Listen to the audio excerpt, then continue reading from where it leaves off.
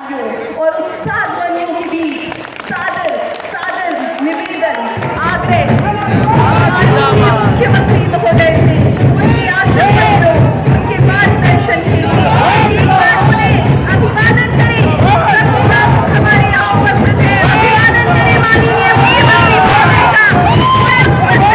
धरती आबा भगवान बिरसा मुंडा जी की पावन भूमि पर माननीय मुख्यमंत्री महोदय।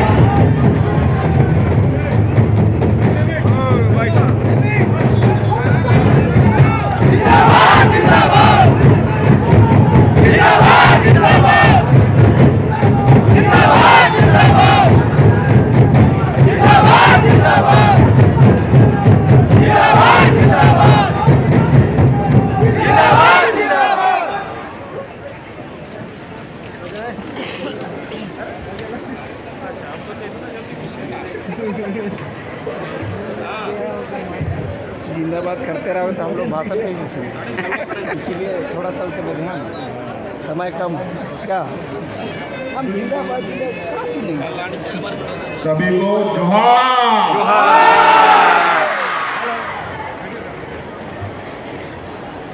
आज अभी यहाँ पे बैठे हुए खूंटी जिला के कॉल करो ना।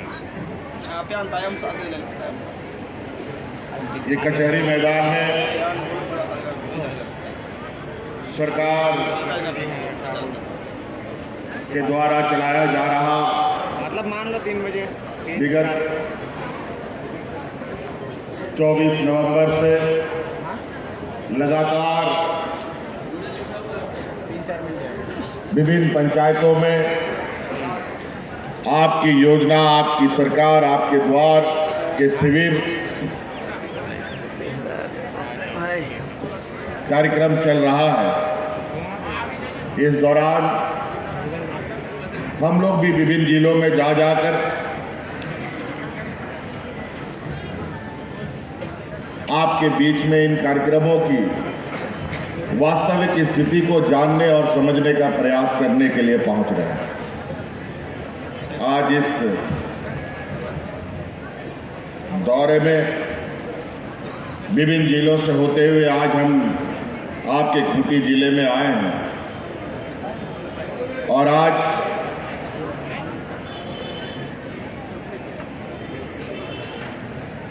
यहाँ उपस्थित आप सभी खूंटी जिला के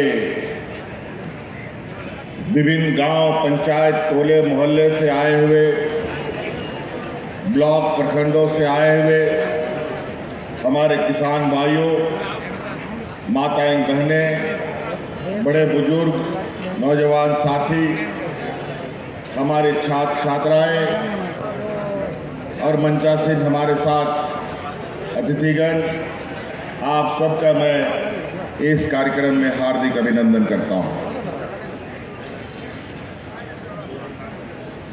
अभी हम लोगों का विधानसभा सत्र भी प्रारंभ हो गया है आज से, और इसी बीच ये कार्यक्रम भी चल रहा है। थोड़ा समय निकाल कर आज हम आपके ज़िले में आए हैं, क्योंकि बगल का ज़िला था। अगर दूर का ज़िला होता कार्यक्रम का तो शायद हम ना जा पाते। इसीलिए आज आपके ज़िले को हम लोगों ने चिन्हित किया था कि इस दौरान हम लोग इस आसपास वाले ज़िले में जाएंगे। ये कार्यक्रम हम लोगों ने 24 नवंबर भगवान हमारे सिद्धू कानू चांद भैरव फूलो झानो की वीर धरती से शुरू किया था। ये कार्यक्रम, ये शिविर, ये पहली बार नहीं लग रहा है।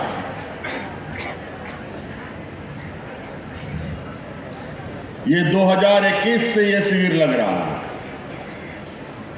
2021 में भी जब हम लोगों ने ये शिविर शुरू किया तो ये पावन धरती खूंटी से ही हम लोगों ने इस कार्यक्रम का शुभारंभ किया। भगवान बिरसा मुंडा जी के जन्म स्थल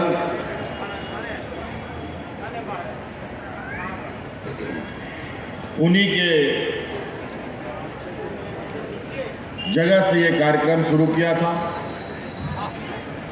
2022 में भी लगा, अब 2023 में हम लोग इस कार्यक्रम को सिद्धू कान्हूचांद भैरव जी के जन्मस्थल से शुरू किया और पूरे राज्य में 23 नवंबर से लेकर आज तक पूरे गांव में, पंचायतों में एक त्योहार सा माहौल हो गया। और चूंकि जब चुनाव हम लोग लड़ रहे थे और उसी समय हमने ये कहा था कि ये सरकार दिल्ली में नहीं, रांची के हेडक्वार्टर के कमरे से नहीं चलेगा, बल्कि ये सरकार गांव-गांव जा करके सरकार गांव के लोगों की तकलीफ को दूर करेगी।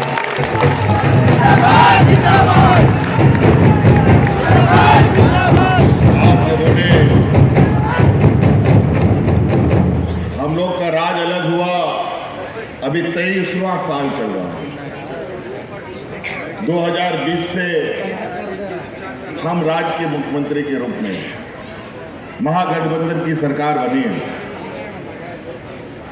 इससे पहले ना कभी सुना, ना कभी देखा कि कोई पदाधिकारी, कोई कर्मचारी गांव में जा करके हमारे लोगों की समस्या का समाधान करता हो, कभी नहीं सुना।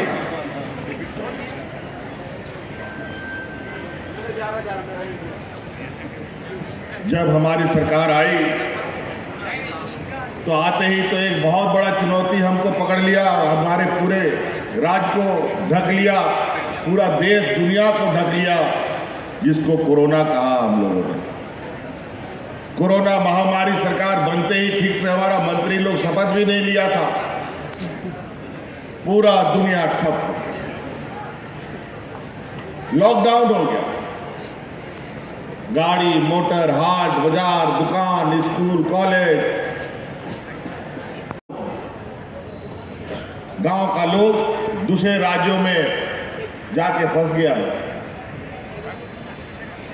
चारों तरफ त्राहिमाम पूरे देश के अंदर, लेकिन लॉकडाउन को जरा सा भी ढील ना देने के लिए कोई भी सहूलियत नहीं दिया।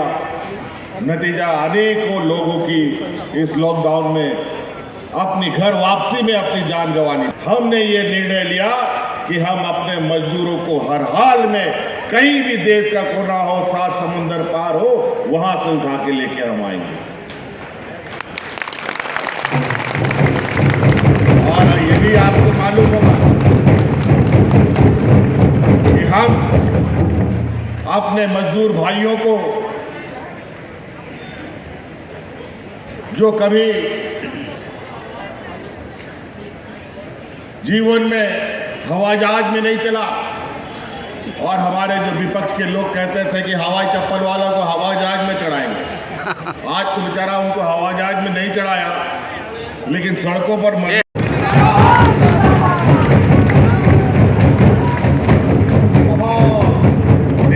साल, पौने 2 साल इस कोरोना ने हमारा बर्बाद किया। कुछ काम धाम नहीं होने दिया। फिर थोड़ा सा कोरोना का धुंध छटा तो हमने जो आपसे वादा किया था, वादा के अनुरूप सरकार जो आपके लिए कार्य योजना बनाती है, उन कार्य योजना का गठरी बना करके हमने गांव-गांव, पंचायत शिविर लगाने का काम किया। और उस शिविर के माध्यम से हमें कई ऐसी चीजें देखने सुनने को मिला जो हमें बहुत विचलित और हैरान कर दिया। वो सभी चीजों को जानने समझने का मौका मिला। फिर हमने एक एक करके सबको चिन्हित किया कि किसको सबसे पहले काम करना है। पहला, दूसरा, तीसरा, चौथा, पांचवा, सब एक लाइन से हम लोगों ने बनाया। और अभी जो शिविर लग रहा है, इसमें कितना आवेदन आएगा ये तो 29 तारीख के बाद पता चलेगा।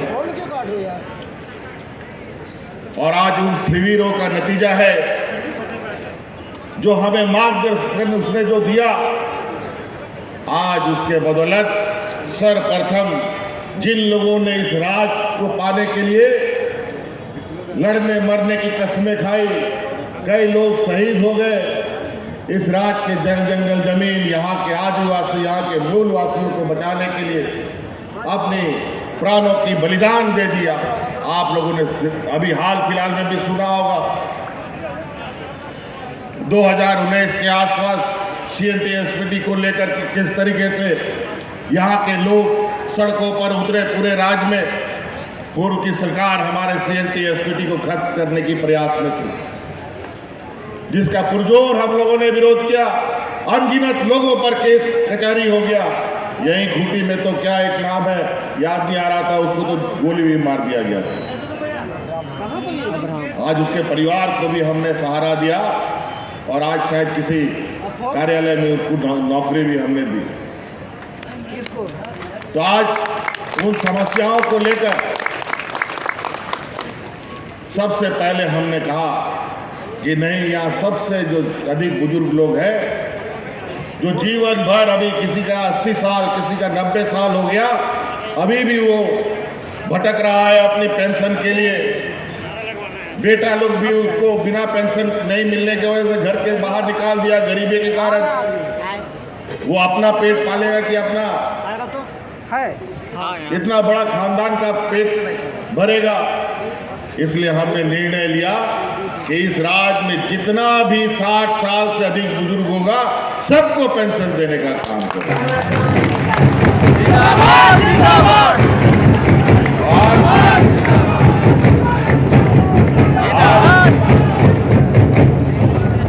आज डिबरी लगा करके, टॉर्च लगा करके 60 साल की उम्र के लोगों को भी आप गांव में खोजेंगे तो आपको कोई वृद्ध व्यक्ति नहीं मिलेगा जिसको पेंशन नहीं मिलता है।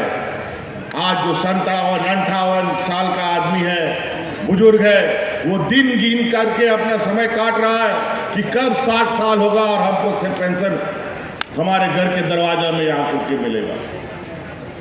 अभी इसी जिला यात्रा के दौरान मुझे कुछ जिलों में बड़ा आश्चर्यचकित करने वाला जानकारी मिला कि एक घर में एक पिताजी है जिसका उम्र 90 साल का है। वो बेचारा 90 साल तक भटकता रहा, उसको पेंशन नहीं मिला। और जो हम लोगों ने कार्यक्रम शुरू किया तो उसमें पता चला कि उस बुजुर्ग को भी पेंशन मिला, उनकी पत्नी को भी पेंशन मिल गया और उसका बेटा भी आज 60 साल का हो गया है, बेटा को भी पेंशन मिलता है। जिंदाबाद, जिंदाबाद। 3 पेंशन और तो और माँ बाप, बेटा को भी पेंशन, और बेटा का अगर बेटी सब है तो उन बेटियों को सावित्रीबाई फूले का भी योजना मिल रहा है। 3-3, 4-4, 5-5 पेंशन लोगों को मिल रहा है।